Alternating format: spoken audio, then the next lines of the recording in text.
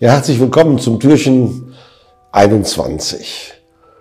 Noch dreimal schlafen, dann ist es soweit. Elmar Prinz zu singen ist, glaube ich, die und das größte Geschenk für einen Kölner. Und ich sag mal, egal, ob Junge oder Mädchen.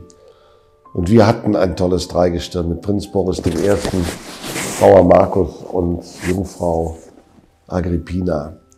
Die drei haben sich in unserem Jubiläumsjahr in dieser Kölner Gesellschaft unglaublich in die Herzen gespielt und damit eben die Präsenz der Roten Funken in jedem Saal, an jeder Stelle, auf der Straße, im Veedel, in den Krankenhäusern, in Altenheimen noch präsenter gemacht. Alle konnten sie sehen und auch wir waren so sehr stolz auf unser Dreigestirn, dass sie auch zusammen mit dem Kinderdreigestirn Flagge gezeigt haben für 200 Jahre Tradition, Brauchtum und Karneval.